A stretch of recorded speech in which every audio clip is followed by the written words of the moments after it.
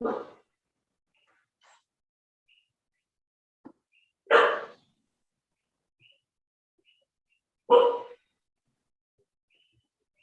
so I'm going to start admitting now. Okay.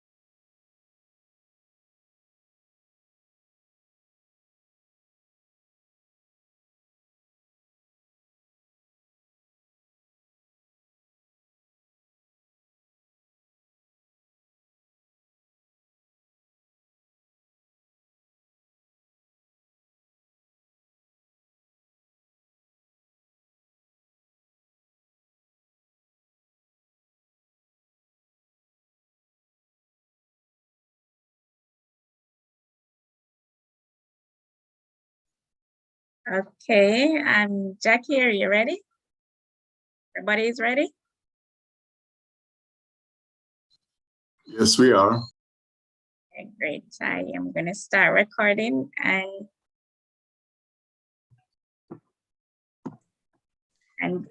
Jackie, you could go ahead. Good evening, everyone. I am Jacqueline Murray, and I'll be your moderator for this evening. I trust that what we have to present to you will meet or exceed your expectations. Without any further ado, I will pass you over to Dr. Shireen Isabella, who will bring the welcome. Dr. Isabella, over to you. Thank you, Dr. Murray. Good evening, everybody. Welcome to this webinar of the Caribbean Network for Quality Assurance in Tertiary Education, CANCAID.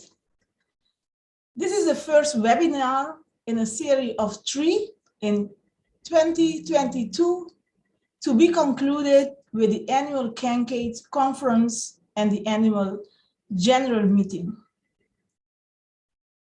A special welcome to our presenter, Dr. Francis Saffarin, Principal of the Open Campus of the University of the West Indies. Tonight, the topic is addressing quality assurance in an expanding online environment. Dr. Saffarin will share main challenges and lessons learned in addressing QA issues while offering online and/or blended programs. Now I want to invite the president of CANCAID, Mr. Curtis Floyd, for his welcome remarks. Thank you, Dr. Isabella, and good evening, ladies and gentlemen. I extend a warm welcome to each and every one of you. I especially would like to welcome the members of the Board of Directors of the Accreditation Council of Trinidad and Tobago, and of course, to our astute presenter for this evening's webinar, Dr. Francis Saffarin, who is the Interim Pro Vice Chancellor and Principal of the University of the West Indies Open Campus, and who will be presenting on the topic, addressing quality assurance in an expanding online environment. As was mentioned previously, this evening marks the first in the series of webinars we have planned for 2022. And like was the intention last year, this is intended to serve as a lead up to our CANCAID Conference 2022, which will be held later this year in Curacao. Dr. Shireen Isabella, who is one of our members of the board of CANCAID, will share some updates on that much anticipated event later in this evening's program. I extend thanks to her and the local organizing committee, CANCAID, and staff of the Accreditation Council of Trinidad and Tobago for their unwavering support in planning these past, current, and future events and seeing them to fruition. I must say that the support we have experienced thus far is very encouraging. And for this, I convey a heartfelt thanks to you, our avid supporters. After the first couple of days in which this webinar was advertised, we had mustered over 50 registrants. As the date drew nearer, the number was approaching to 100. So as a consequence, we had to expand the capacity to facilitate more than the 100 registration, since very many persons were still to register. Our last check this evening was about 160 persons on Zoom, and there are also persons who are accessing the live stream via YouTube. It is heartening to see so many persons interested in availing themselves of these opportunities to support and benefit from the higher education expertise we have resident in the Caribbean. This evening was planned with all of you in mind, regardless of your country of residence. We find the topic to be still very relevant, timely, and future-focused, even as we return to some semblance of normalcy.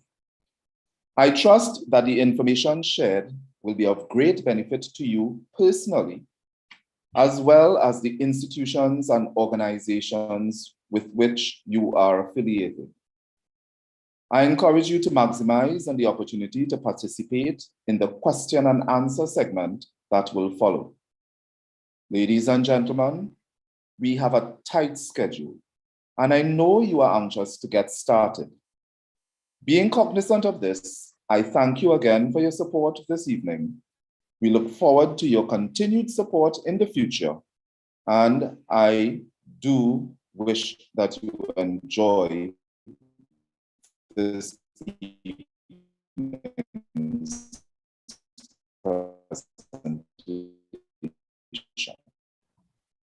Thank you. Thank you, Mr. Floyd. I now hand you back to Dr.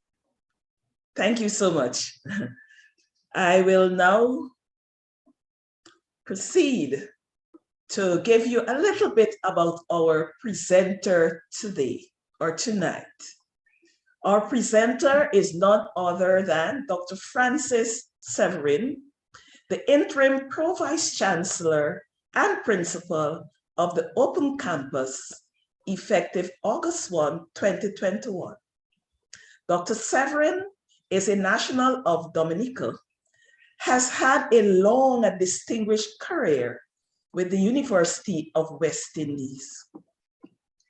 He first served the University of West Indies in a part-time capacity as local tutor in the UWI Distance Education Program, School of Continuing Studies in Dominica from 1994 to 1998, but began his formal career with the UWI on January 1, 1999 as a project officer in the Office of Administration and Special Initiatives, Vice Chancellery at Mona in Jamaica.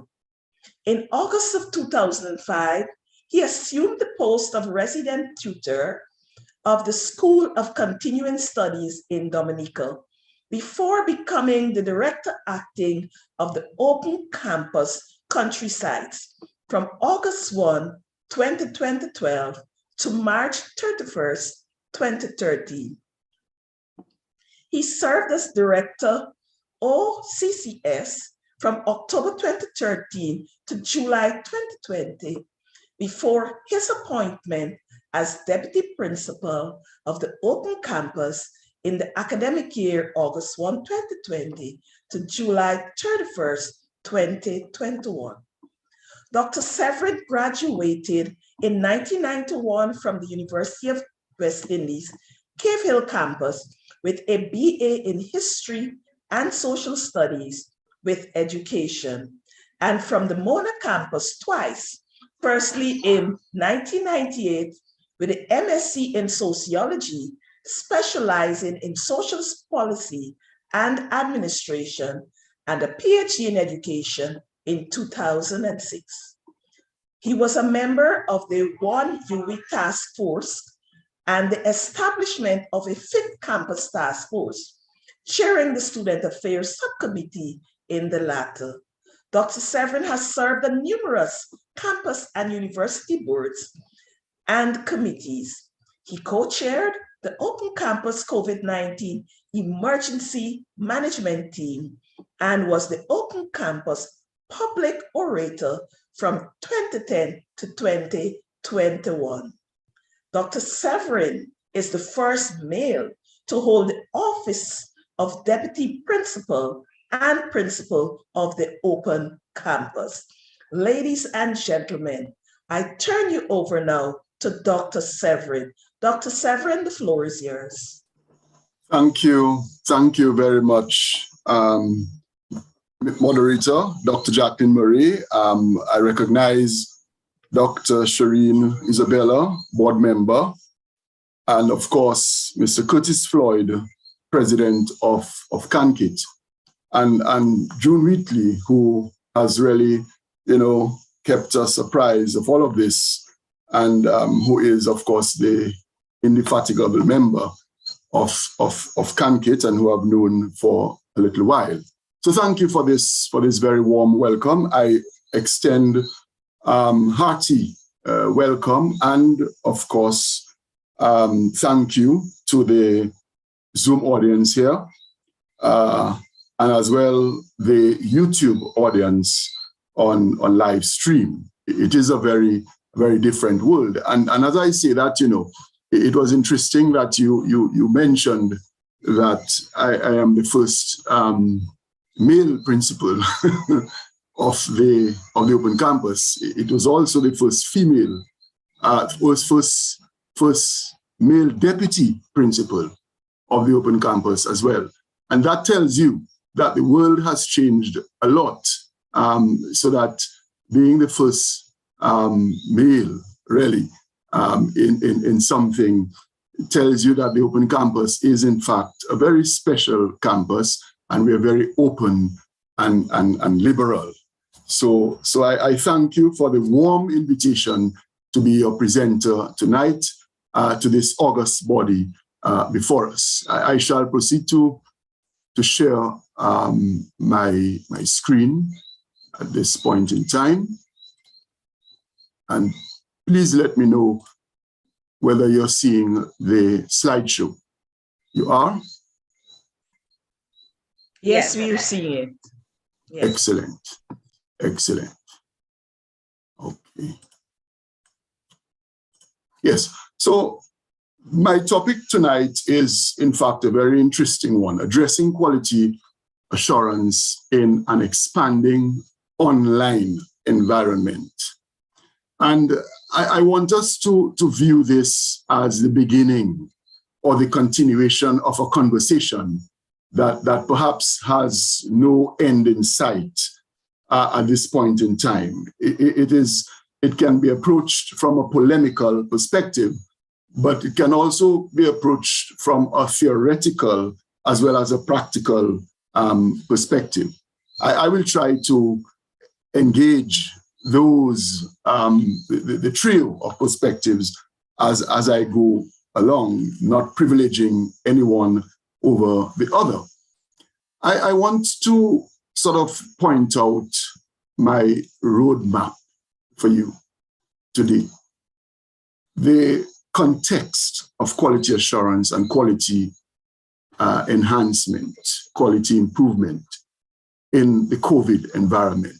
So to give you a bit of a sensibility and the context in all of this. Also, as a principal of the Open Campus, I want to share the Open Campus's experience with you and tell you a bit of who we are and how we have been sort of traversing that trek, that roadmap.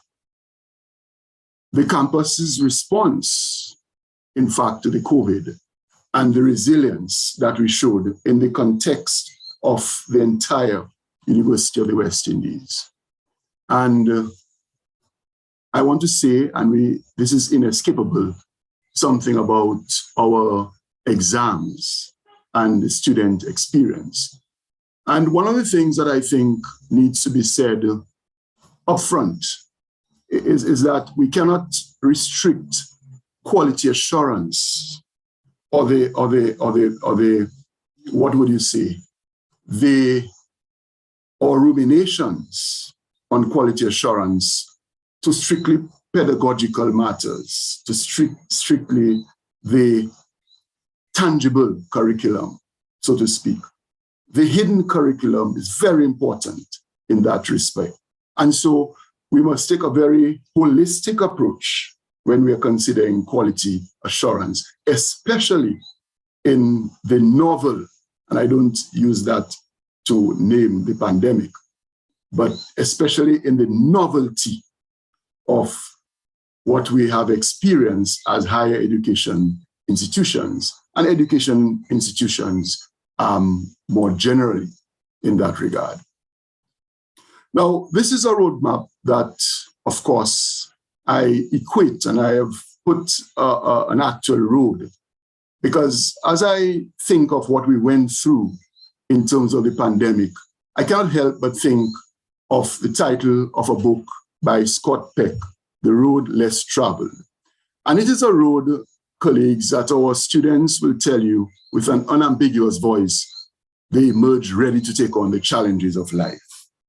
So that when we had our first COVID graduates, as it were, I think it's quite possible to argue that they could have taken on the epithet of COVID graduates, and not in a denigrating way, but in a way to show that these graduates are the product of resilience. And I think later on, if one is to do a longitudinal study, and when one looks back, one will find that there are lots of interesting stories, anecdotes to tell, but also one may very well find a particular type of graduate. And that is the polemical aspect that I want to take on. One may find a particular type of graduate. Now, I believe that this presentation will demonstrate how the Open Campus and its fellow campuses have had the finest moments, even in that pandemic, in helping the Caribbean to survive the COVID-19 pandemic. It is at hard and difficult times that sometimes we find what our strengths are. And colleagues,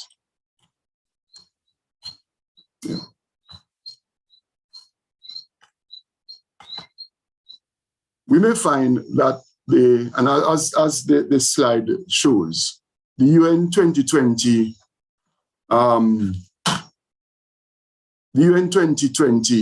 initiative and promulgation has indicated that COVID-19 pandemic has unleashed the most cataclysmic disruption in the world's education system, including higher education.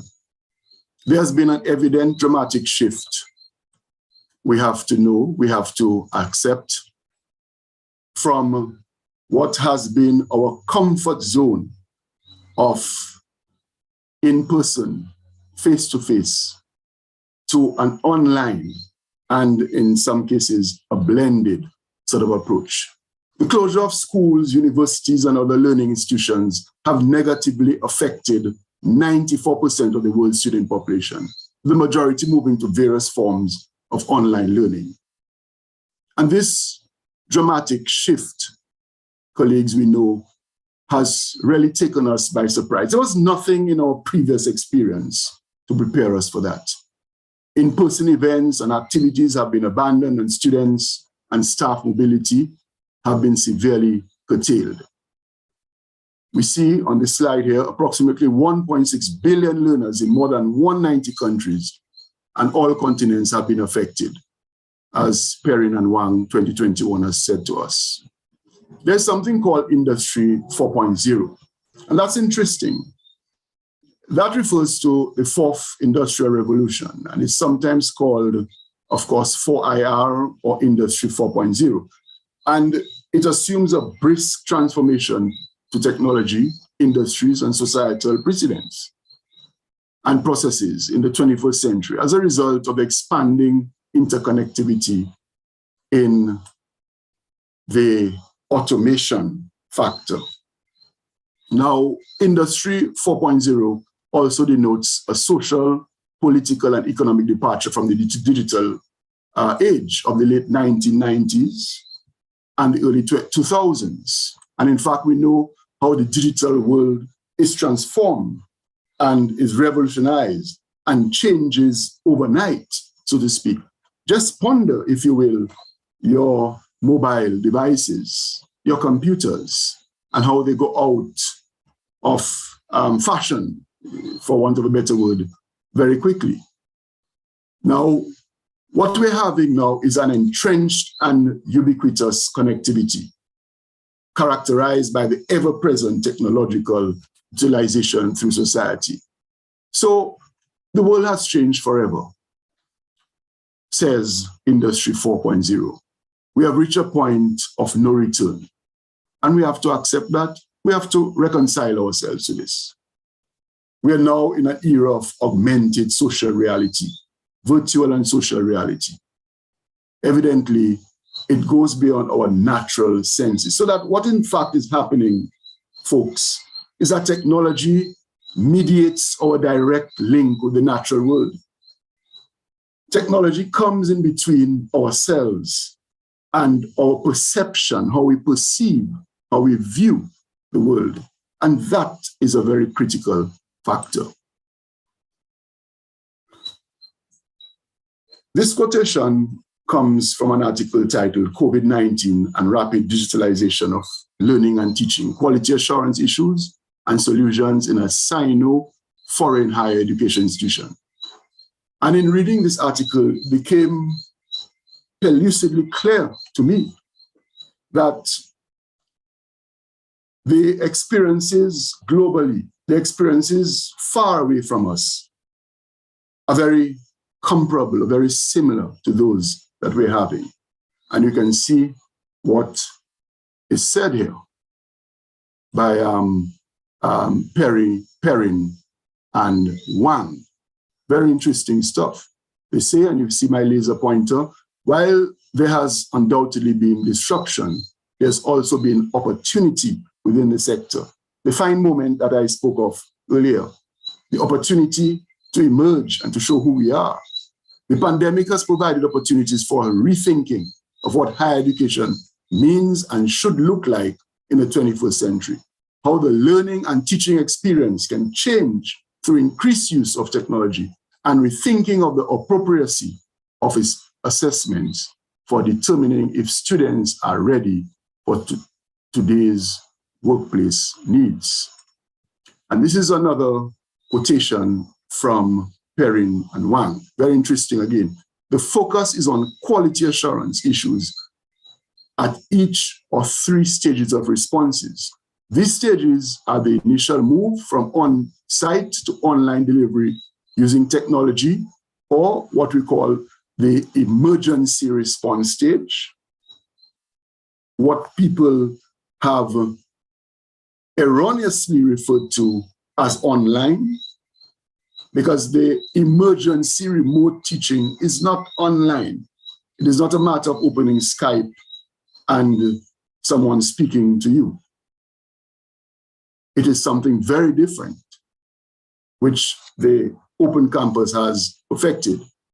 Then the move to informed online teaching, which is where the Open Campus has been, and the development of more sustainable future-oriented assessments using lessons learned.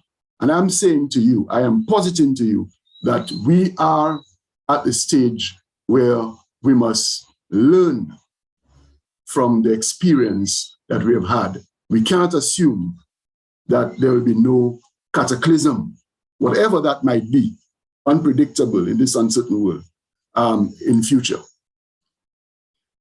So quality assurance, Perrin and Wang offer a simple but helpful insight as to the purpose of quality assurance. One may glean from what they say that quality assurance is not fundamentally about the institution, but more so, it is about the communities and the populations that institutions serve. And that's very important. That is absolutely important. To all intents and purposes, therefore, if we are to speak in commercial terms, quality assurance is about consumer protection. That is essentially what it is all about. Quality enhancement. What is distinctly and manifestly valuable about this definition is that it is very student-centered and oriented, and focuses legitimately so on individual learners. As you can see here, according to Harvey and Newton, quality enhancement, which is inextricably linked, which is the sort of intention of quality assurance, is a process of improvement which enhances the individual skills of the learners. And that is why we need to focus on the learners. The fundamental points need to be made that quality assurance for online and quality for assurance for conventional or in-person programs are not similar, and it is erroneous to assume they are. This is an interesting point of departure for the Open Campus and the part it has played and will continue to play in the online thrust of the UE. Note well, colleagues, Open Campus was accredited as an online campus, okay? So its accreditation is in the conventional, or if you will, the unconventional sense, a very special and unique one that we are proud of. An accreditation of a brick and mortar campus cannot be seamlessly and faultlessly transferred to an accreditation of an online campus. And that is its strength. The fact that the Open Campus has been able to positively impact the region's human resource development and socially and economically enrich the lives of so many is authentic and of empirical evidence and testimony to its value as an enduring part of the region's higher education ecosystem, especially in the realm and the domain, colleagues, of online. And it is fortuitous that the Open Campus existed because the standard and the pattern was there for our other campuses. The Open Campus has several unique distinguishing features which would differentiate its role from the residential campuses. And as I say Open Campus, I would like to think of it as I'm speaking of online education. The Open Campus, of course, has democratized and broadened its access to university education without surrendering quality. And it is the quality that it has shown that has allowed it to be accredited for the maximum 7 years as an online campus. Now, while students, of course, and that is the boon of the online environment and the legitimate, the real online environment, not emergency, remote teaching, while students from across the Caribbean and internationally travel to residential campuses, the Open Campus travels, on the other hand, across bandwidths and different technological platforms and employs blended learning and modalities and face-to-face, of course, delivery for our continuing professional education programs.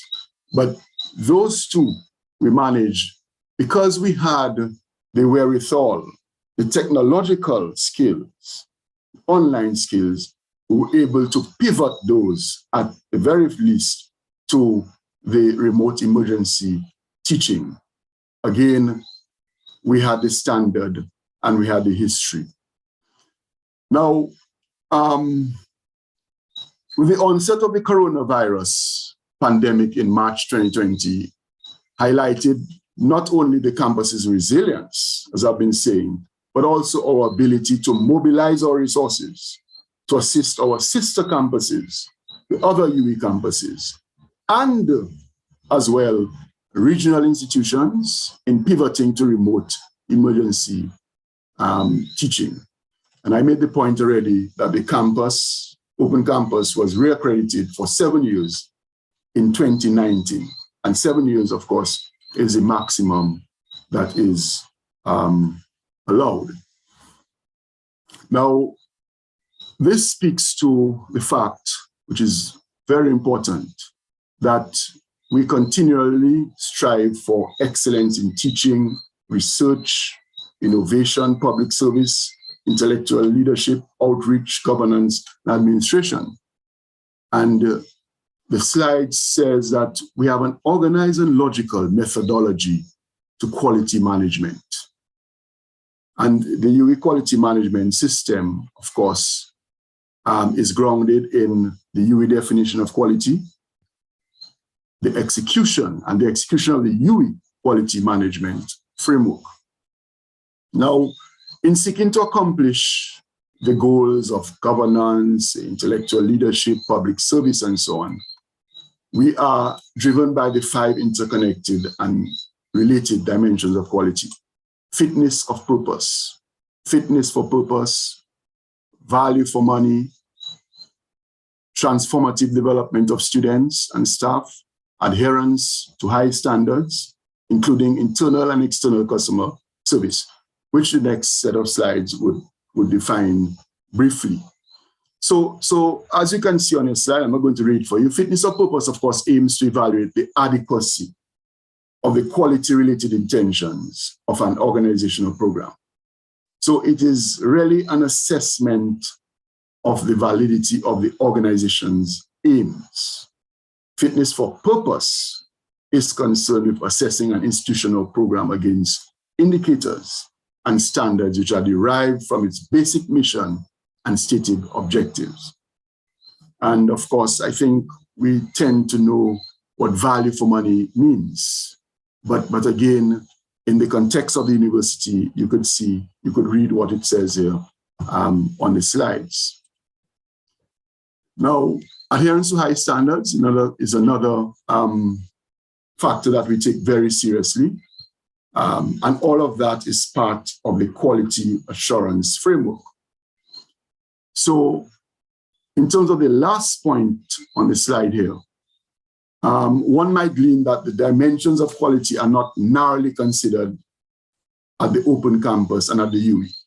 At any rate, human, physical, technological, informational resources, internal operations, and communications are inextricably linked. That's why I made the point in the earlier part of my presentation that when you think of quality, it has to be a holistic approach. You don't only think of pedagogy, of the curriculum, of students in the classroom learning. You have to think very broadly and globally, if you will, of the overall experience, but also what is the organization doing for the community? Because as we saw in the definitions earlier, it is also about the community that it serves. I'm not going to detain you with the intricacies. I just wanted to show you the Deming Wheel, Plan, Do, Check, Act, PDCA, it's called.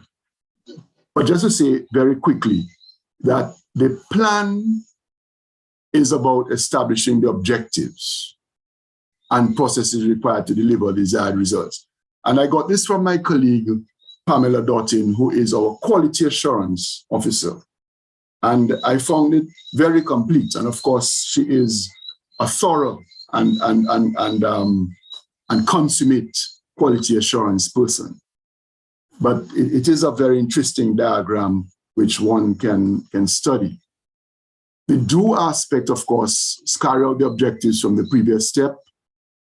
Checking, that is, gathering the data, carefully assessing it. The data is compared to the expected outcomes to see where the similarities and differences are. The evaluation or testing processes itself will also be assessed to see whether you're measuring what you purport to measure. And of course, the act stage is also called the adjust stage, where this act phase process is improved, So in a sense, it is cyclical, it is iterative, and it gives you structure. It gives you a roadmap for going forward in your quality assurance processes. Colleagues, we are saying that is not any different from the online environment. These are just a few facts which I'm not going to detain us on of the open campus. It just speaks how broadly the open campus its coverage, its Pan-Caribbean presence. These just speak to our strategic initiatives. I'm not going to detain you on this. I wanted to actually point this out to you, which is very important in terms of a comparison. And I'm pointing it out to you, not to privilege the open campus in any way per se, but to show you that it is so important to consider the student experience and those matters. Now, from the data that we have, the first year retention rates, and that is usually defined in the UWI Balance Scorecard as the proportion of students in each annual new admissions cohort that have returned in the following year. What this slide is specifically showing is that the best schools, University of Florida, University of Illinois, Chicago, Oregon State University, Arizona State University, these are among the best, but it's featuring the open campus as not doing too badly compared to them in terms of the retention rates. So you see all of these among the best in terms of USA online universities, and you can see the range of figures here. The open campus is highlighted here, 66, 68, 62. But if you look at CUNY's, Brooklyn College, 50, 50, and then it goes up to 90. And the University of Florida online, 56, 74, 71. So these are very interesting figures that you would want to look at and research. So we have all had to grapple with the shocks of the COVID-19. We have all had to address remaining relevant and keeping our quality intact in an expanding online environment.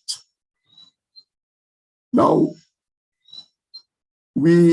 issues related to the pandemic continue to fundamentally determine the parameters within which the campus operated, forcing the staff and students to become ever more creative and innovative.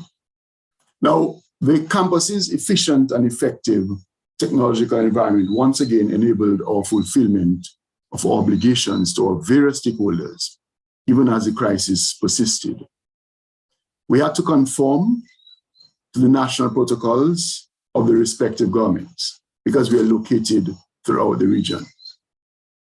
What we did was, under the principalship at the time of Dr. Lewis Longsworth, we brought together a committee, which included the Open Campus Leadership Team and an emergency management team. And that emergency management team was co-chaired by the then campus registrar and the then deputy principal. Then campus registrar, Mrs. Karen Ford Warner, and the deputy principal, myself at the time. And we had to steer ourselves efficiently through the pandemic in that regard. I'll come to the home-based work arrangement because your staff have to be able to persist. Your staff have to be able to work and continue in order to serve your students. So that is very important. But also, we realized that we were best prepared for the COVID pandemic. And as the religious song says, love that is kept inside will surely fade someday. The only gifts you ever keep are those you give away. And so we extended to our sister campuses, as well as to regional educators and institutions, our expertise in that regard. This slide just cites some of the initiatives that we carried on to keep a sense of normalcy among our staff, our students, and our university community. To support the continuity of our work, of course, information was important. So we had to provide constant information sharing, as well as keep our campus community and the public up to date, all the campus activities regarding COVID-19 and so on. And this is what we did. The Open Campus COVID-19 webpage provides current information on the COVID-19 response strategy. And that would have been helpful to our staff, as well as fundamentally and importantly, our students. Now, the daily COVID-19 updates were emailed to all members of staff by the Marketing and Communications Unit. And so some of this is reflected in the comments that you can see here from my pointer, feedback from staff. Home-based work arrangement, as I've been saying, staff have to continue to work. Now, what's very interesting about the home-based work arrangement is that we had a written policy and guidelines long before COVID-19. Because of space matters, and because, of course, we are online, there were some people who were allowed to work under guided conditions from home. And so it was not difficult to pivot to the home-based, the telecommuting, as it were, option. Now, some of these guidelines, of course, of the extensive guidelines included the performance of the following tasks by divisional heads and department. Preparing weekly, monthly work plans in collaboration with employees who were on home-based work arrangement, making arrangements for assigned employees on home-based work arrangement to be issued for a computer, monitoring the work of employees on home-based work arrangement to ensure compliance with work plans and schedules, addressing any incidents of underperformance. And this is not an exhaustive list, but the fact is that we had to ensure that our staff were efficiently and comfortably working from home in order to serve students in the way that they ought to be served. And this was another challenge, and this is how we overcame that challenge in terms of that online, fully online environment. This slide just merely speaks to some of the events that we had that both our staff and our students partook in to create that sensibility of normalcy. Virtual events, and OC Christmas was hosted on December 12, 2020. Of course, in some countries, that was the height of the pandemic. There was an event, one for moms. Again, both staff and students participated in that. And that is what I mean, folks, when I say to you that it is not only about pedagogy, it's not only about sitting in the classroom, but it's a total and global student experience and staff experience that would be important if you are to move through with as little fallout as possible during the pandemic. This, in the academic year 2020-21, of course, you have to do your recruitment. So all recruitment activities were hosted virtually because of COVID-19 restrictions. The second installation of the campus virtual recruitment fairs were held on June 8th and June 15th, 2021. Again, you had COVID was at different stages in different countries. And these fairs were streamed on the Open Campus social media platforms. So when you go out there, protocols were in place, but you had to do it online. You had to do it virtually. This is important. Our students, and I think as higher education institutions, as educators, as quality assurance experts, and I'm by no means a quality assurance expert, and I want to make that clear. But for me, as a principal of the Open Campus, I do feel that it is very important that we understand that our students are the reason for our existence. We are here to serve our students. On the matter of access, of course, our Vice Chancellor, Sir Hilary Beckles, always reminds us that the Caribbean is lagging the rest of the world, including Latin America, in terms of the percentage of the relevant age cohorts enrolled in higher education. So if we do not improve access to quality education, then we will have no chance to get out of what George Beckford has referred to in his classic book, Persistent Poverty. And those of you who are from Jamaica who know that book, Born for Dead, I think that is an apt description of what happens, what can happen to us, not perhaps literally, but also that too, if we do not improve access to quality education.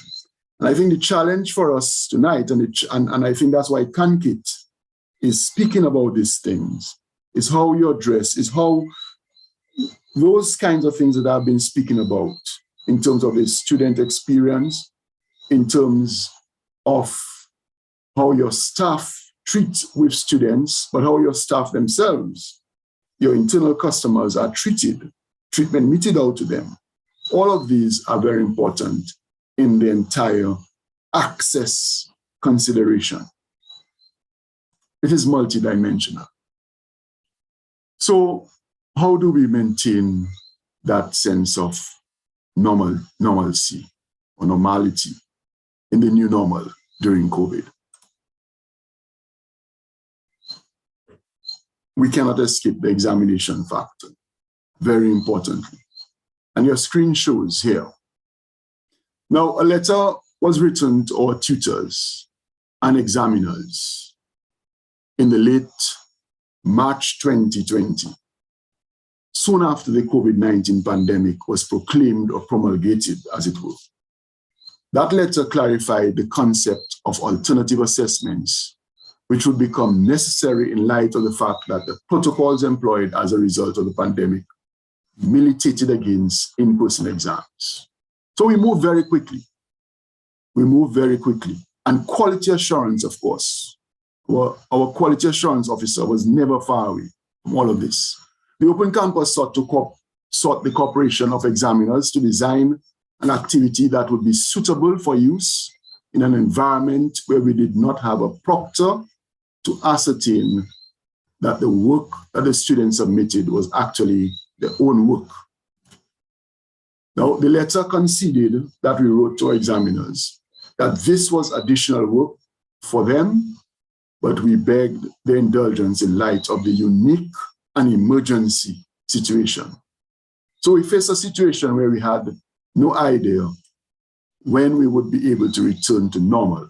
At the time, some country governments had announced new curfews, new lockdowns, and so on.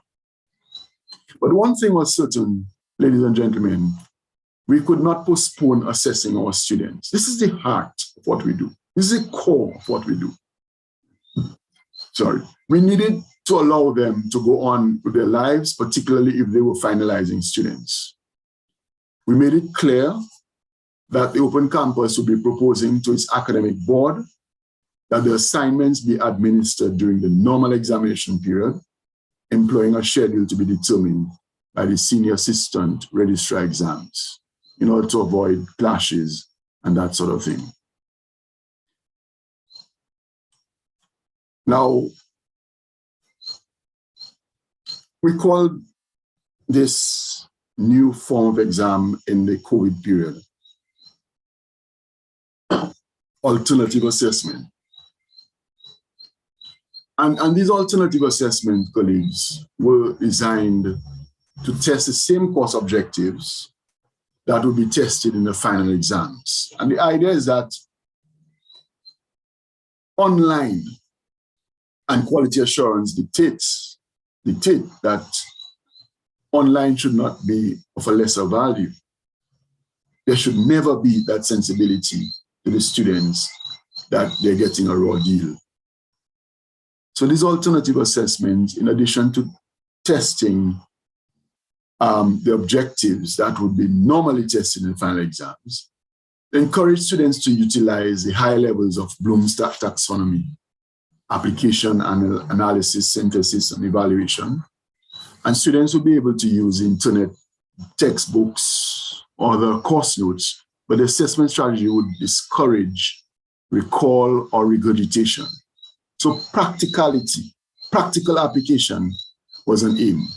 Assignments were to be done individually as opposed to in groups. So there would be no collusion.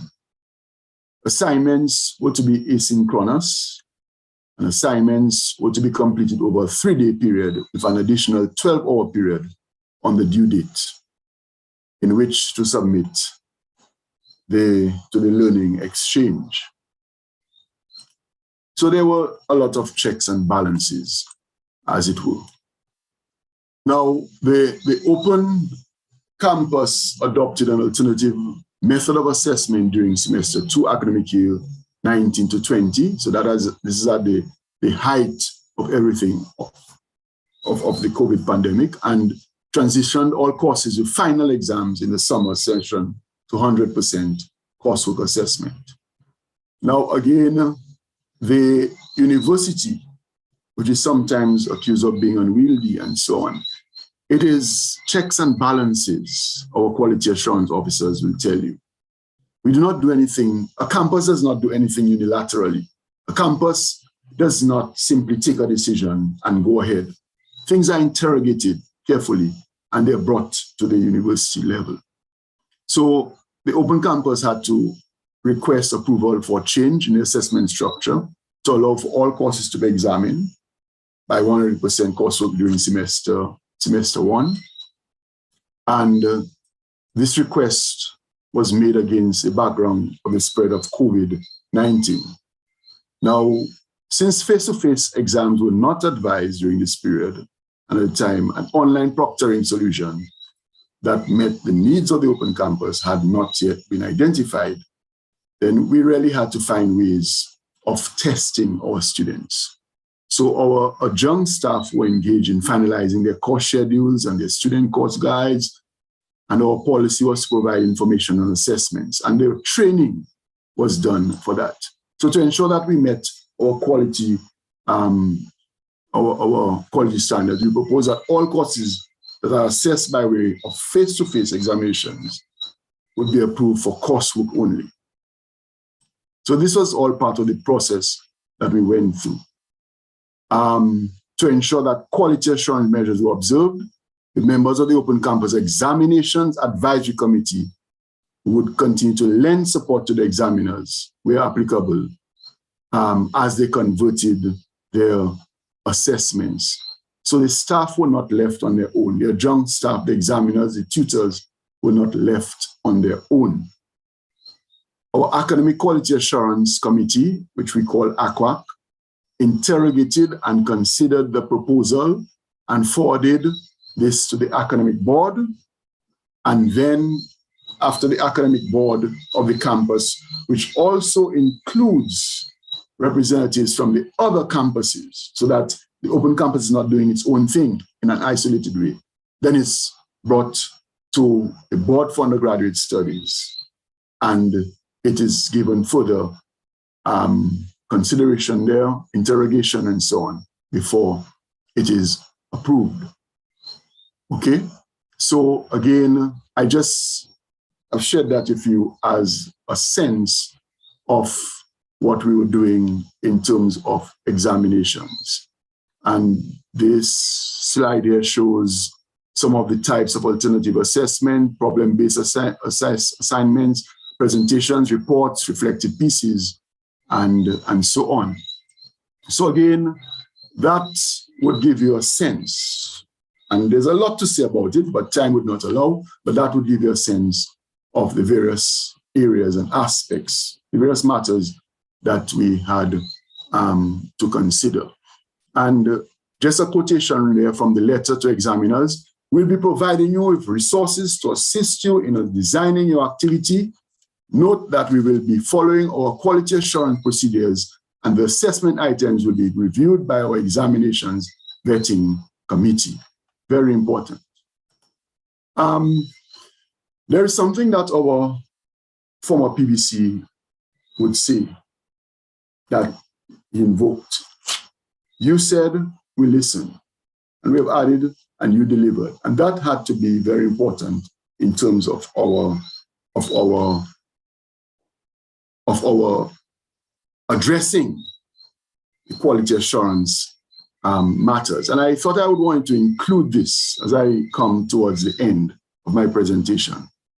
Because as I said, as principal of the Open Campus, I am very minded about the student experience. And we haven't gotten it right yet at the UWI, but I think we understand that we have to get that right. And the aspect that has been most affected by the COVID-19 is the experience, the learner ecology of our students. And what we did, we set up a student experience unit. And that was established for academic year 2021-22. The unit is located in my office of the Pro Vice Chancellor and the Principal, under the responsibility, umbrellas of quality assurance, student well-being and care, and of course, this student experience unit is headed by, there's a head of department, Dr. Veronica Simon, who was a head of site and who is very intimate in terms of student needs. And she has a very diligent team with her. And this team was handpicked because these are people who we have observed are very, very passionate and interested in students. Now, the aim of the Student Experience Unit is to offer our students a personalized experience. COVID-19 has made more universities enhance or introduce distance teaching modalities, and students have global access to competitive open distance learning education wherever they are. Family, work, and community commitments put online and distance students at greater risk to drop out and in greater need of solicitors' services. And this is in the literature. Sass et al. 2018, Kling 2015, Fernando et al. 2013, they make very cogent arguments for that. So a focus on holistic student support is seen as a key to remaining competitive in this new environment, even as we maintain quality. Retention and student satisfaction are heavily reliant on the level and type of nurturing relationship that the student experiences. And colleagues, I want you to internalize that. It is important to employ effective tracking strategies that will enable early alerts and activities, purposeful interventions by well-coordinated support staff before crisis levels. So these have to be activated. And student experience does not fall from the sky. It does not happen without purposeful intervention. And on your slide, you see what we are guided by. All students are entitled to requisite personalized attention and necessary intervention to fully support their education goals, as well as their social and cultural integration into the institution. And student support must be proactive, data-driven, consistent, and adult learner-centered. So this student experience unit is not only what it says in terms of giving that personalized experience from students outside of the routine and regular student support services, which is very important as a grounding for students. But when students, even examples, like we had a recent example, a student lost everything in a fire and so on, that student experience unit connected with the alumni relations office and helped the student in terms of replacing computer and other things that the student needed. This is just one anecdote. That's a personalized thing that we speak of. And on your screen, you can see, other aims. Engage inconsistent monitoring of student support processes in tandem with indicators of student satisfaction as a means of troubleshooting and recommending agile responses and interventions. Be a nucleus for providing data-driven guidance for coordinated preemptive support strategies. Coordinate unified campus-wide intervention support for students in need. Lead the creation and implementation of holistic student support strategies and the coordination of a streamlined, positive onboarding to graduation experience for every student. And these are just some of the aims and objectives of that student experience unit. This is just a very brief video as I get very close to the end from our Bachelor of Education, Early Childhood Development and Family Studies, First Class Honors Valedictorian from Trinidad and Tobago, Laura Ramota. And she was the Open Campus Valedictorian 2020-21 on Let's Talk Access graduate series.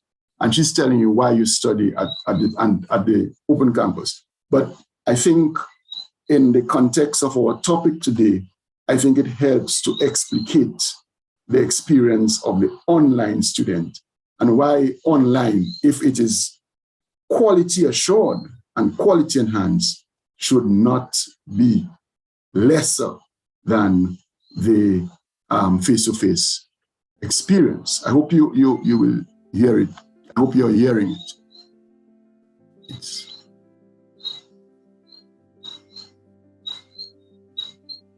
I would definitely encourage anyone to come to look towards the Open Campus for their tertiary education.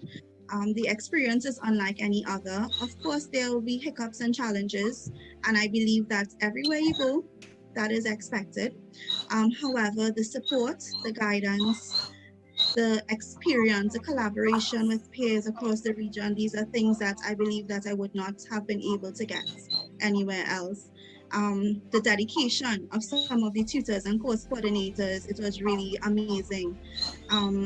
The convenience and flexibility. I mean, we spoke previously about doing classes while we are at home in the kitchen. I have definitely been cooking and working out while classes are on, and the growth that you can experience at the Open Campus, it will impact your life.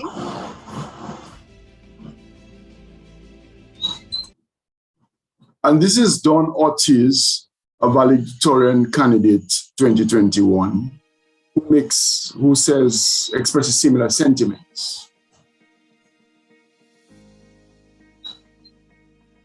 Say to anyone looking for a university to attend, make UWI your choice. Make the UWI your choice. All right. And if you're looking for that flexibility and of being able to study at your own pace, in your own time, then the UWI Open Campus is the best choice.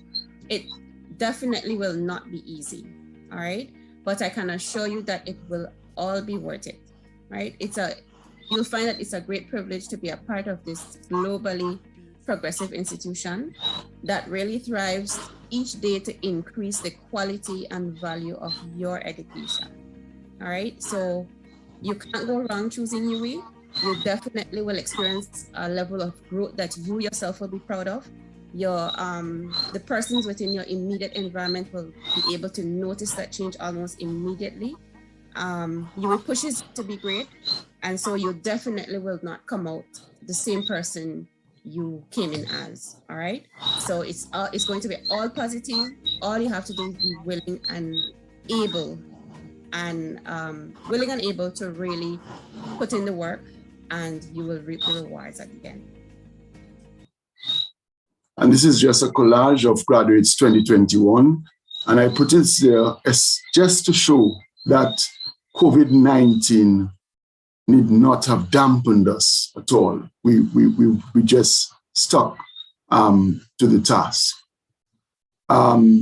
So it is not unreasonable to say that the UWI Open Campus had modeled and signposted and roadmapped our university's direction and destination in the teaching and learning sphere as the UE tackled the deleterious effects of the COVID-19 pandemic. This slide just shows you some of our interventions across the Caribbean in terms of helping other institutions to pivot to the online, or certainly the emergency aspect of it. As we know, in the 3 stages I announced earlier, that it takes technology and it takes some doing to get to the online environment. And once you do that, you have to constantly assess, as I said, through the Deming wheel, which shows it. Some lessons learned in closing. Training is needed for the examination section on various institutions, as they are familiar with the learning management platform. Training is also required for lecturers, for tutors, for facilitators who are not familiar with the learning management system. Specifically, training is also necessary in how faculty engage the management of the exam process. Very important. Technical support is important as well. The times when support will be provided must be clearly specified. Now, this emerged as a very important issue in the university in terms of the 48-hour time examinations, for which there was an expectation for the same level of availability of real-time support. And that can be problematic because students want support. Students want to feel that there's someone here as if it were a proctored in-person exam. And in quality assurance matters, we must factor that in to the equation. It's also recommended that a specified time be declared during which the lecturer or the subject matter expert would be there to support and would be immediately available when called upon by the student, because the student wants that same experience as in face-to-face. And we need to assign the resources for this. Exams help desk. It is also recommended that an examination help desk be implemented, but not just to say that you have a help desk, but a help desk that works. So again, you have to enlist the support of the subject matter invigilators, so that when students have questions, they can be clarified right away. And of course, the big issue that many higher education institutions have experienced, that is reducing exam irregularities. There's an urgent need to identify suitable proctoring exam solutions. The Turnitin anti-plagiarism, training, very important. Students get clever, they exercise guile, and they overcome some of those things. We always have to be ahead. So we have to review the lessons learned and address any gaps and issues. We have to investigate situations where examinations are delivered online, but provision made for on-site sessions with the appropriate COVID protocols in place. And COVID, of course, is petering out, hopefully. We have to identify suitable live proctoring solutions. So it is a continuous process, colleagues, of learning. I want, of course, to thank the colleagues who shared information with me. This came from a compilation of several documents. So I want to thank my colleagues, Dr. Dennis Gaspard Richards, Mrs. Camille Charles, Mrs. Arlene Regis, liaison librarian, as well as our senior librarian, Cheryl Peltier Davis, and of course, Dr. Pamela Dottin, who has a wealth of information which I had drawn from. So thank you very much. Thank you very much, Dr. Severin. You have most definitely taken us down the road, the pathway that we took when all and everyone had to respond to the challenges of the COVID-19 environment. Ladies and gentlemen, the floor is open for questions and answering. Some of those questions, we might not be able to take all of them. So here is what you can do. You could raise your virtual hand and we will acknowledge you and allow you to ask your question. Or if you choose, you can place your question in the chat and I will read it for Dr. Severin and he will provide you with an answer. I want to let you know too that at the end of the session here, there's going to be a survey for you to fill out, and we're kindly asking for your feedback before you go off to other things. So, questions for Dr. Severin?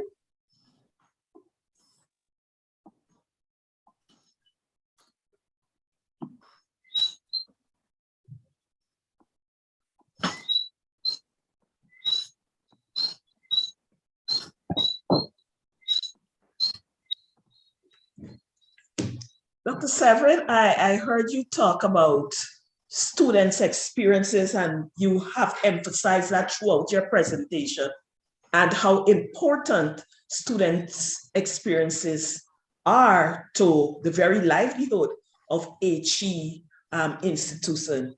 If you were to single out one critical thing that you had to address during the pandemic, or we had to address any one of the sister institutions that you might be familiar with, what would be that one critical thing that we should bear in mind?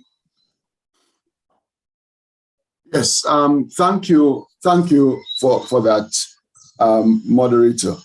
Now, you heard my passion about our students. I think what I have found very distressing is the student finance aspect. Wow. Yes.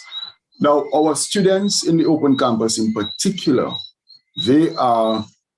many of them are heads of household, you know, and if you look at the gender makeup, many of them, and I think that is the general trend throughout, are female, you know. So they're carrying a lot of housework. You heard our valedictorian speak about being in the kitchen while yes, that's for me. But then look at she first class honors.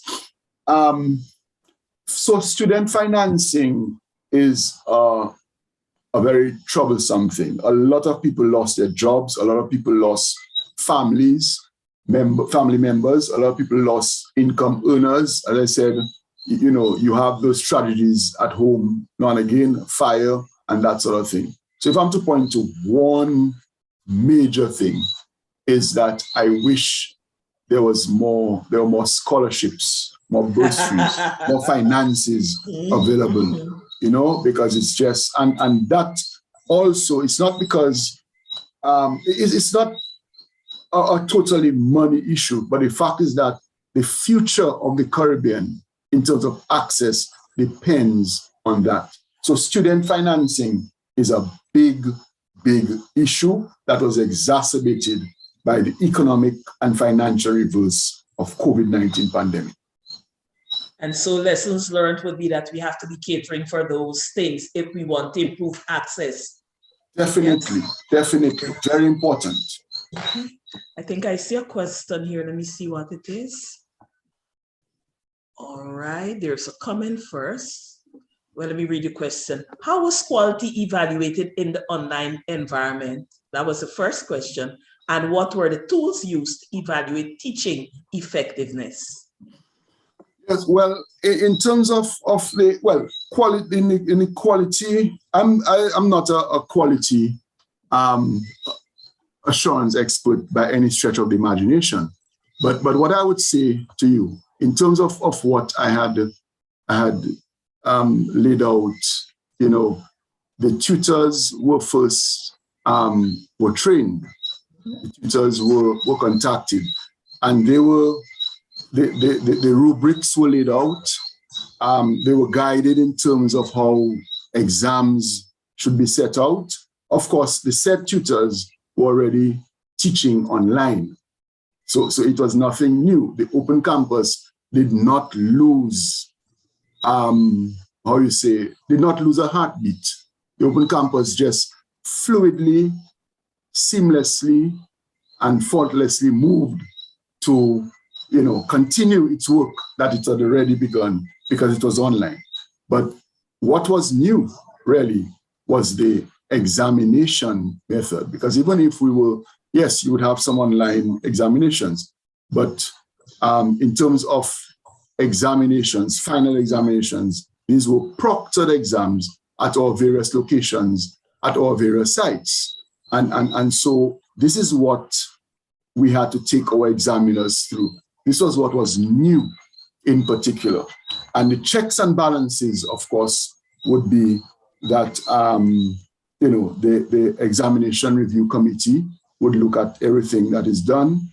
Any new program that had to go through, of course, as always, because that was nothing new either, had to go through the various appropriate and relevant committees in order to come to market, so to speak. I think I heard you mention an examinations vetting committee. So an examination vetting committee. Yes, so yes. That was absolutely important. Now, the other thing too is that one would like to be, how would you call it, foolproof and fail-safe in those matters. But the Open Campus and the university itself also has a whole series of rules and regulations that govern examinations.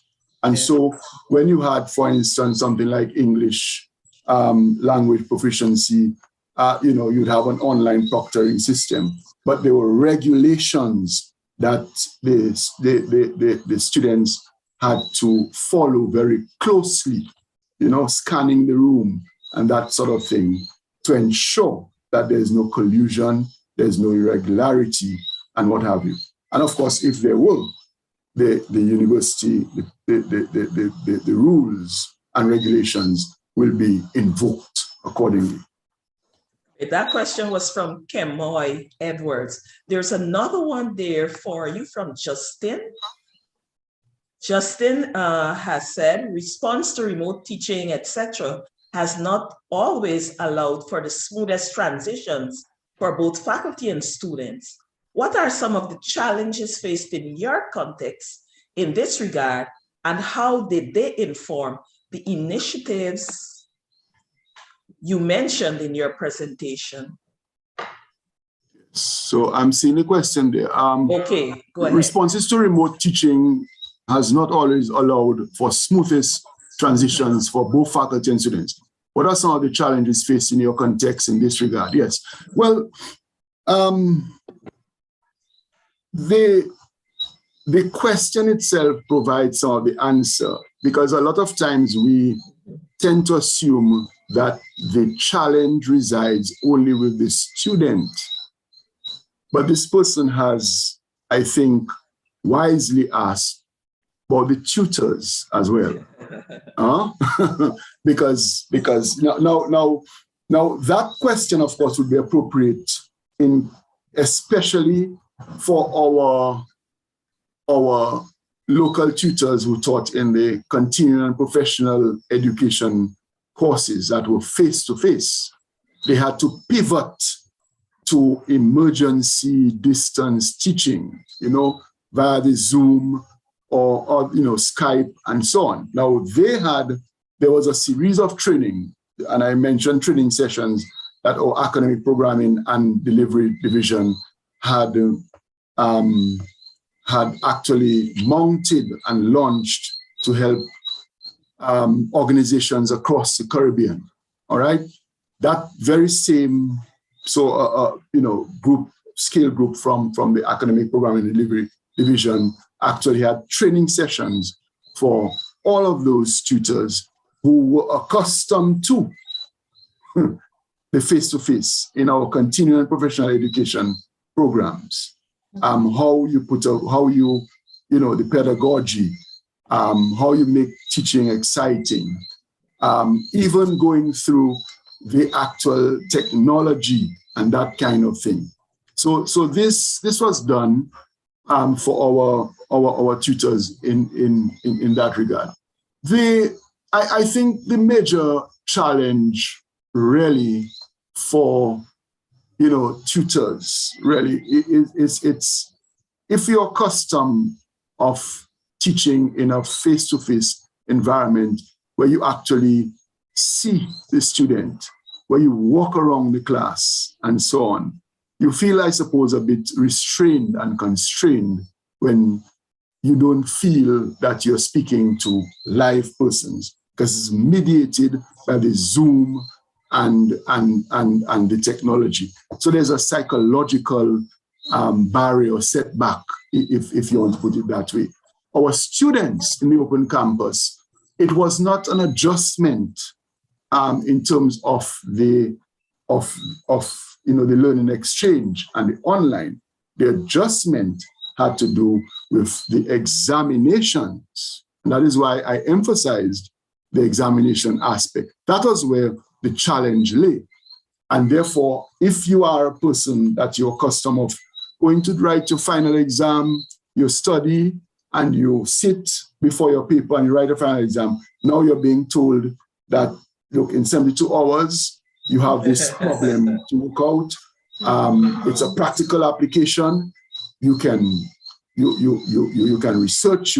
So it's almost like a mini research paper that you're being asked to do and to upload at a certain time and whatever, which, as I said, calls for the higher order learning on the Bloom's taxonomy and so on. So that itself was a challenge. But one can imagine that there was also a challenge for the tutors in setting such examinations, because it was very new to them. But as I said, we at the Open Campus for Expertise, we shepherded and guided our examiners through this.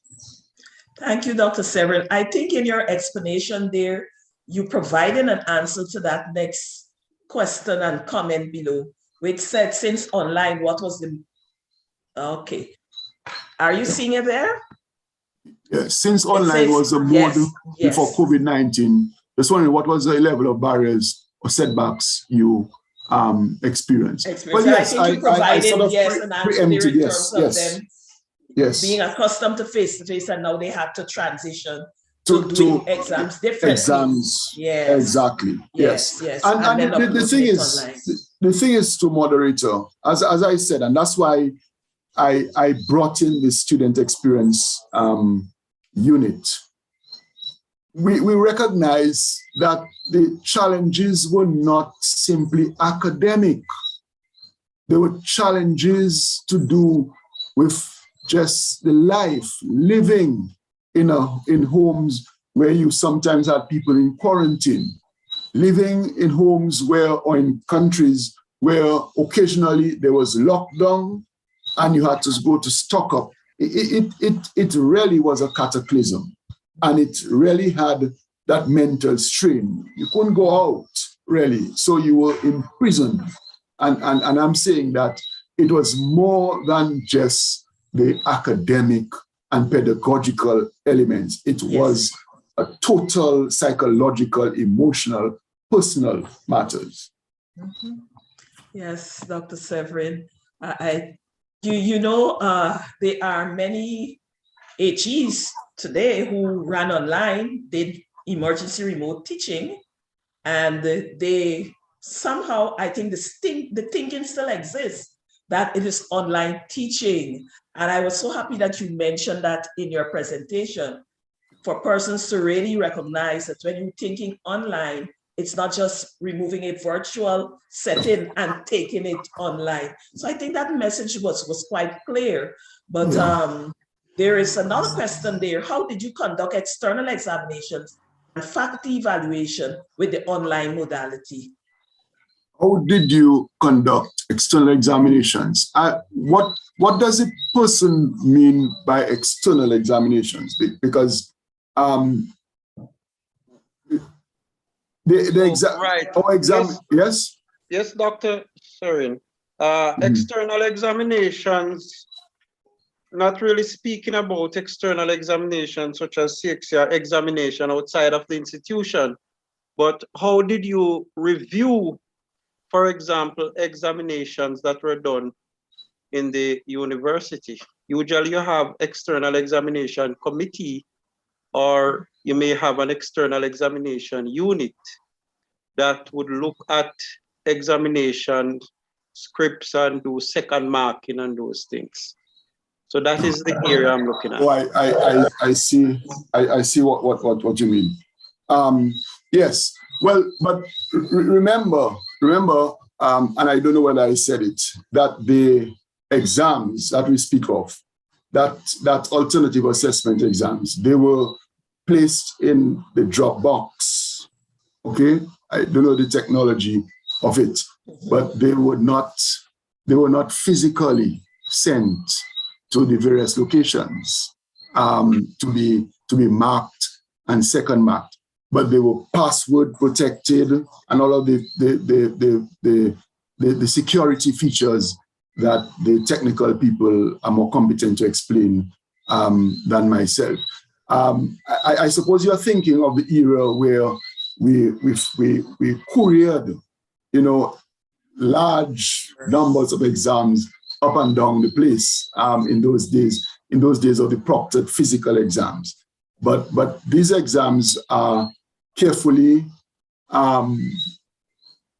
placed in a Dropbox by the student at a certain time, cutoff point, and the examiner has a way of accessing them, and they're password protected and that kind of thing. So there's no difficulty there.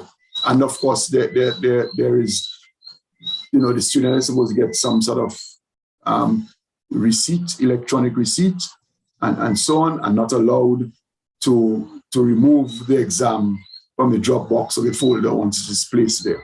All of these are security features. Great, thank you for that. Are there any other questions for Dr. Severin?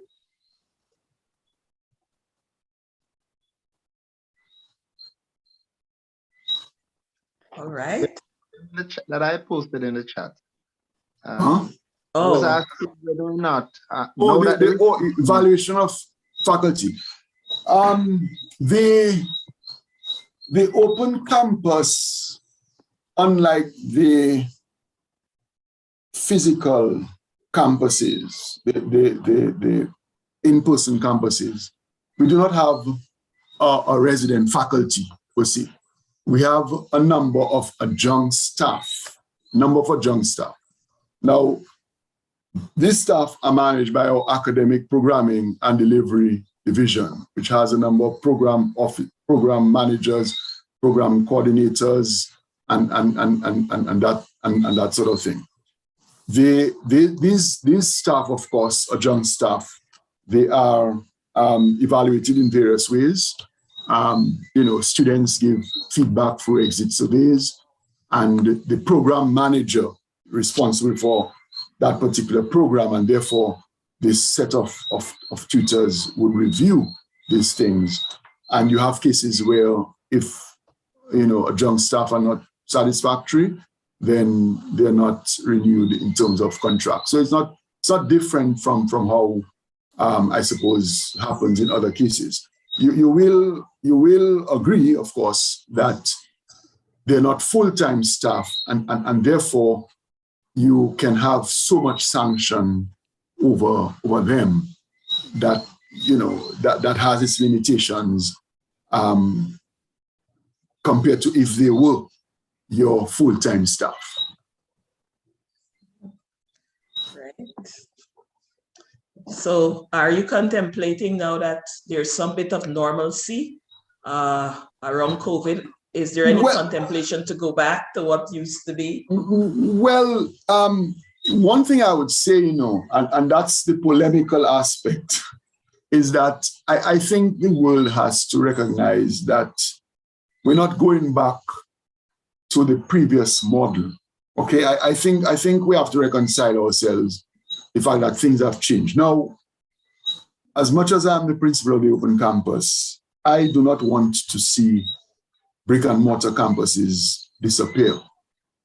And I think in particular, in the Caribbean, where those of us who are, well, UE graduates and so on, met spouses, and you can meet spouses online too, I imagine.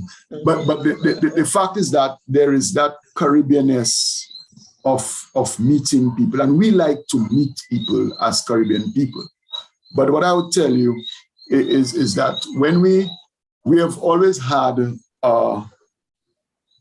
except for the last 2 years because of COVID, an in-person graduation ceremony. And when our students meet or graduates meet, say in Grenada or St. Vincent or St. Lucia and so on, it's like they knew each other. Some strong bonds are built online because there's group work. Some very strong bonds are built online. So online does not negate that bonding.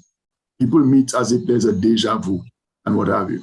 But what I would say is that we are looking at, what happens in the new academic year as countries begin to go back to some semblance of normalcy. And the processes that I spoke of in terms of going through the ACQUAC or the Academic Quality Assurance Committee or Academic Board, BUS and so on will have to come into play again in terms of reverting. And in fact, some of our campuses are also reverting. So we have to look at it very carefully before we go fully back, because the Open Campus is in various jurisdictions and there is a kaleidoscope, if you will, an unevenness in terms of the effect of COVID and the stage of where COVID is.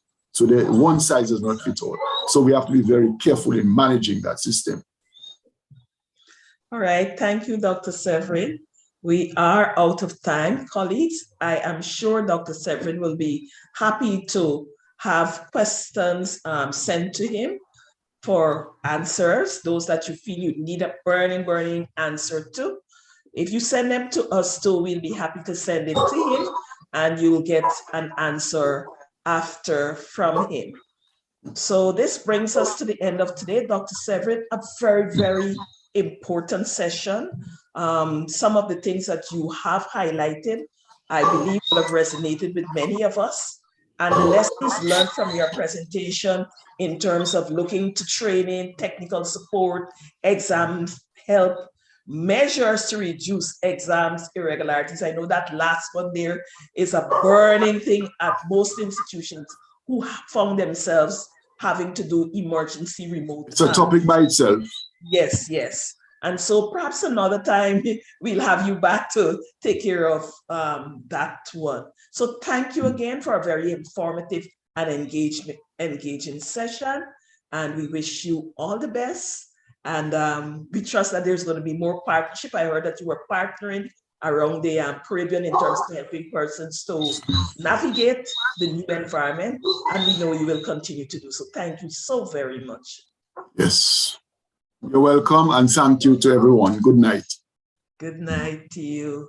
I'll now ask Dr. Shireen Isabella to do her pitch, and colleagues, don't forget to take our assessment when she's done.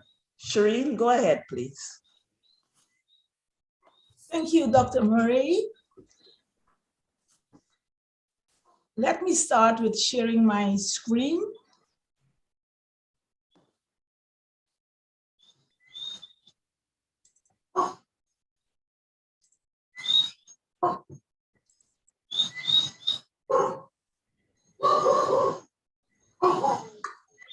With this pitch, the University of Curaçao would like to warmly invite you to the 18th Annual CANCAID Conference and AGM. This year, the Department of Quality Assurance and I'm the manager of that department of the University of Quito, will host the conference of Kenke from the 2nd till the 4th of November. We are looking forward to welcome you and many, many other conference attendees on our Douche Curaçao, that is lovely Curaçao in our own language. We are a Dutch Caribbean island. It will be the first time of the Kenke conference that it will be hybrid. So even though we really hope to meet you live in Curaçao, this conference will also be available online. The focus of the conference is on sharing and discussing to what extent we in the Caribbean implement a quality culture,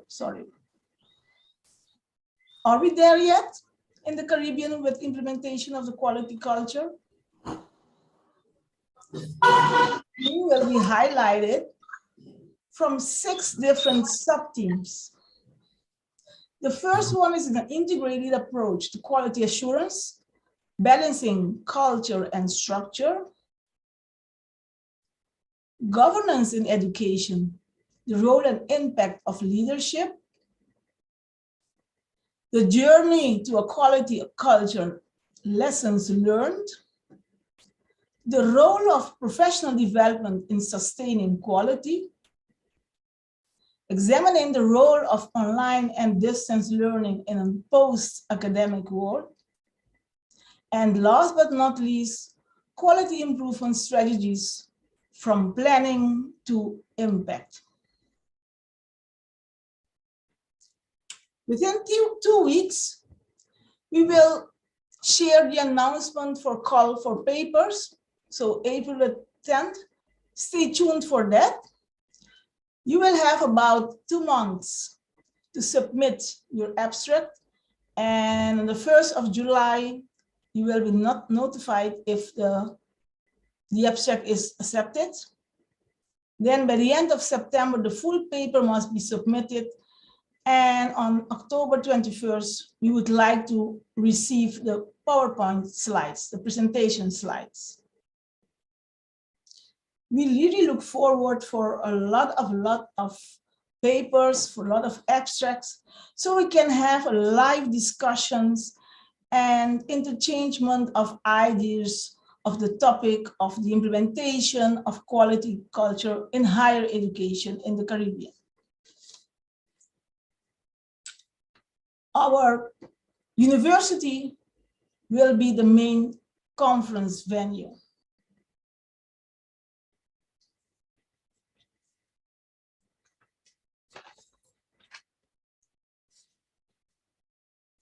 Yet, the opening ceremony, the pre-conference, the cultural evening on the 2nd day, and the closing ceremony will be held on a different location, so you can enjoy part of our historical and cultural location, but also taste our lovely typical foods and drinks. There will also be an island tour on the 1st day of the conference. So a lot to see, a lot to experience, and a lot to enjoy. The conference will offer 4 hotels as accommodations, ranging in different prices.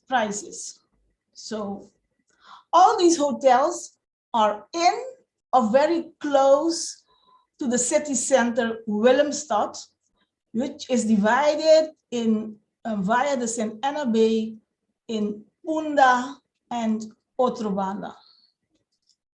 All these hotels are located in Otrobanda, but by crossing one of the bridges, our Emma Bridge, you can come in Punda also. The accommodations are about 10 to 15 minutes from the university. So really nearby.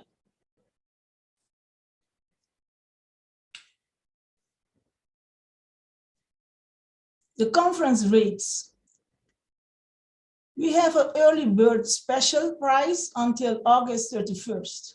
And we hope that you register as soon as possible as the register link is open.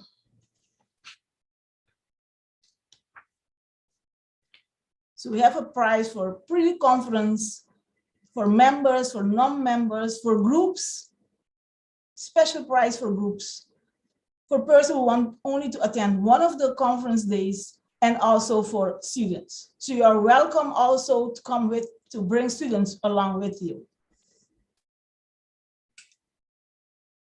We have also a rate for online participation. There is no early bird included in that. And this is the price for online participation for the pre-conference and also the conference for members and non-members.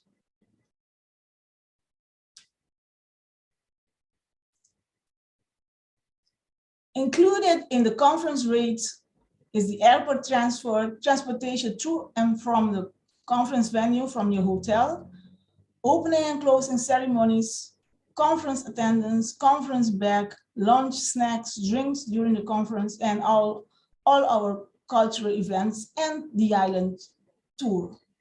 So a lot is involved, included in the conference you just saw.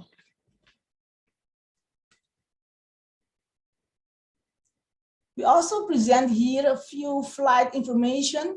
Be aware that the price tickets are changing rapidly. So this is also a reason to book your ticket as soon as possible when you have registered for the conference. So you can see now what the price ranges are for a ticket to Curacao.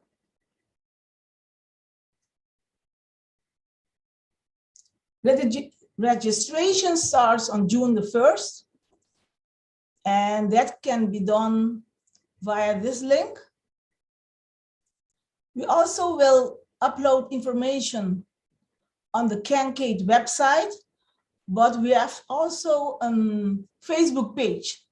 Yes, that is already available, so I encourage you to like our Facebook page so you get update information quite frequently on our Facebook page, and we will also announce when the registration will start.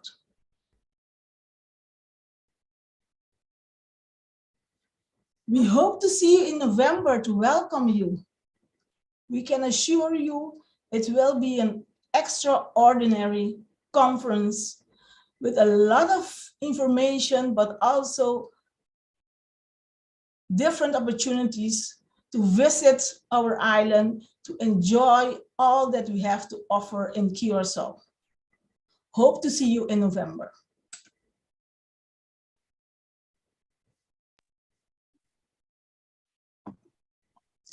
This was the pitch. This was my pitch. I will give the word over again to Jacqueline Murray.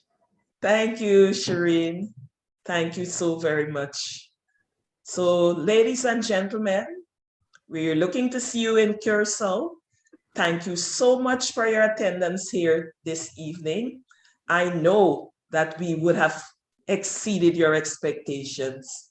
Remember to take the survey on your way out, and remember to take care and stay safe. Goodbye.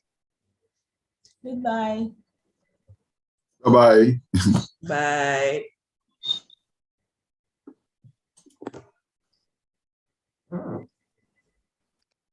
Night, everyone. Good night. Night. Good night, everyone.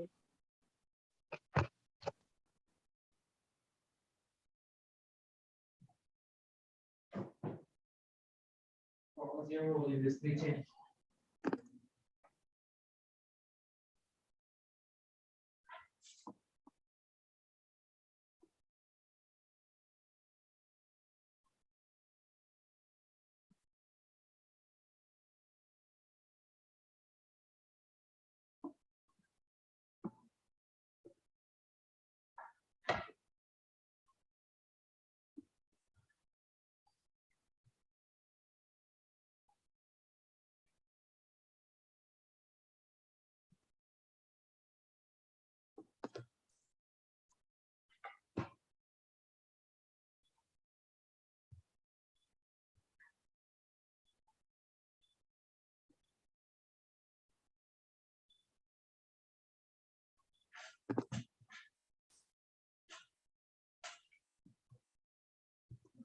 June, you want to stop the recording?